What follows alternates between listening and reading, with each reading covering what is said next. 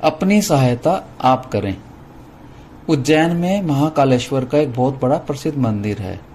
इस मंदिर में बिल बनाकर चींटियों का समूह रहा करता था। सुबह शाम जैसे ही आरती का घंटा बजता, सारी चींटियां अपने बिलों से निकल पड़ती। आरती के समय वे दोनों हाथ जोड़कर आंखें बंद कर कर बड़े ही भक्ति भाव से भगवान का ध्यान करती। आरती के समाप्त होने पर, भक्तजन और पुजारी के चले जाने पर सारी चींटियां प्रसाद पर टूट पड़ती। उससे वे जी भरकर खाती और जो शेष बचता उससे अपने बच्चों के लिए, भविष्य के लिए उठाकर ले जाती। मंदिर के सात्विक वातावरण का प्रभाव रानी चींटी पर पड़ा। वह भगवान का दिन रात भजन करने लगी। बात यहीं तक सीमित रहती तब भी ठीक था। रानी चींटी एक गूढ़ मान्यता में फंस गई कि काम छोड़कर भगवान का भजन करने मात्र से ही सारे काम पूरे हो जाएंगे।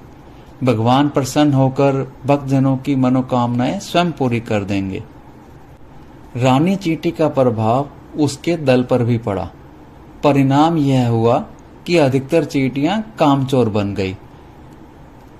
काम से अधिक बचने की आदत पड़ गई।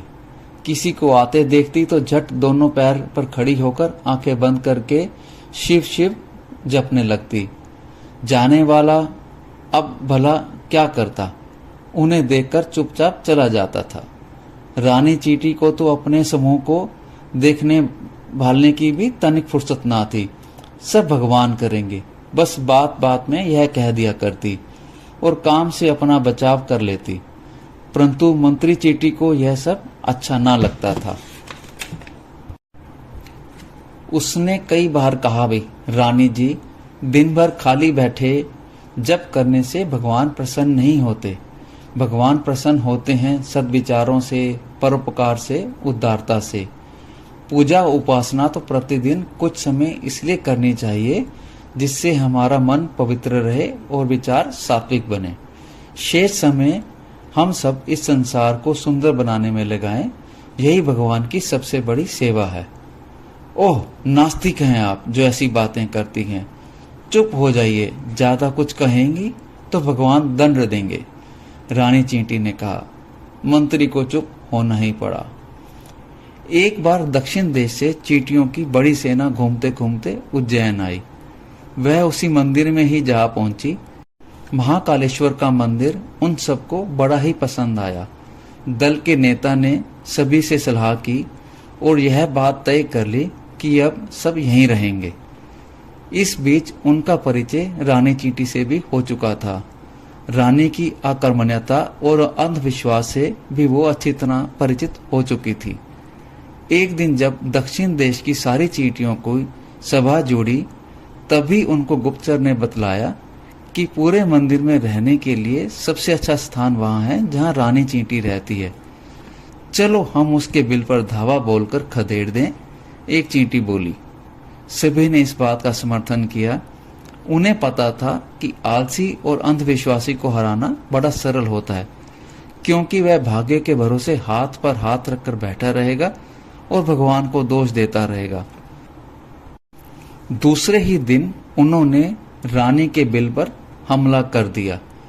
इस अचानक हमले से रानी हड़बड़ा उठी। कुछ चींटियों को युद्ध के लिए भेज दिया। वह स्वयं काफी सारी सेना लेकर पूजा करने बैठ गई और सभी शिव शिव का जप करने लगी। रानी को पूरा विश्वास था कि शीघ्र प्रसन्न होने वाले भगवान शंकर युद्ध में स्वयं आकर हमारी रक्षा करेंगे।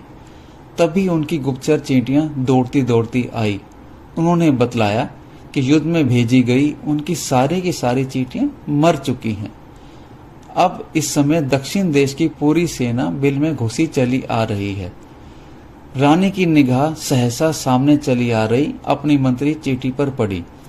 गुस्से में आकर वह उसी पर बिफर पड़ी। यह सारी ही तुम्हारी बुलाई हुई हैं। तुम उस दिन पूजा की निंदा कर रही थी, भगवान ने उससे नाराज होकर ही दंड दिया है। यह सुनकर मंत्री चींटी ने अपना सिर ठोक लिया। वह युद्ध भूमि से अपनी चींटियों की लगातार हार और मृत्यु देखकर आ रही थी और रानी जी भी अभी बिना पुरुषार्थ किए पड़ी थी। पर स्थिति की नजाकत को देखते हुए उसने अपने को संभाल लिया और कुछ विचार करके बोली, रानी जी, आप ऐसा कहें, मैं तो स्वयं युद्ध भूमि में बैठी शिव शिव का जप कर रही थी जिससे शत्रु सेना हार जाए। पर जब मैंने देखा कि हमारी सारी चींटियां मारी गई तो मैं दौड़ी दौड़ी भगवान के पास पहुंची। रो रो कर मैंने उनसे सारी बातें कही। तो भगवान स्वयं आ रहे हैं ना हमारी रक्षा करने, रानी बोली। उन्हें ऐसा लग रहा था कि अब उनकी साधना सार्थक होने वाली है। जी नहीं, भगवान ने मुझसे यह कहा कि आप अपनी पूरी की पूरी सेना के साथ तुरंत युद्ध भूमि में दौड़ें, वहां पूरी शक्ति से युद्ध करें, तभी मैं आपकी सहायता करूंगा और विजय दिलाऊंगा। मेरी भक्त हैं तो मेरा अनुकरण करें। युद्ध क्षेत्र में मैं भी भयंकर रूप धारण कर लेता हूं। यदि वे ऐसा नहीं करेंगी तो सभी को कुपित करके भस्म कर दूंगा। यह सुन रानी डर कर अपनी पूरी सेना के साथ युद्ध भूमि की ओर भागी।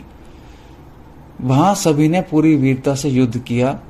परिणाम यह हुआ कि दक्षिण देश की चींटियां अपने प्राणों के भय से सिर पर पैर रखकर वहां से भाग उठी। विजय के गर्व में झूमती रानी अपनी सेना सहित वापस आ गई। इस महान विजय की खुशी में शाम को एक विशाल प्रीति भोज का आयोजन किया गया। सभी चींटियां गा रही थी, नाच रही थी और प्रसन्न होकर मधुर मिष्ठान खा रही थी। तभी मंत्री चींटी ने सभी को सच्ची बात कह दी कि किस प्रकार उसने भगवान का नाम लेकर झूठ बोल दिया था। सभी चींटियां एक दूसरे का मुंह देखने लगी। मंत्री चींटी कहने लगी, हाँ बहनों, भगवान केवल उन्हीं की सहायता किया करता है जो स्वयं अपनी सहायता आप करने के लिए तत्पर रहते हैं। हाथ पर हाथ रखकर बैठने वालों का भाग्य सो जाता है, पुरुषार्थी का भाग्य सदैव चमक उठता है। रानी चींटी को बात समझ में आ गई थी। उसने तालियां बजाकर इस बात का समर्थन किया। आज की विजय का सारा श्रेय इनको ही है। ऐसा कहकर रानी ने अपनी मंत्री की बहुत प्रशंसा की और उसे अनेकों उपहार भी दिए।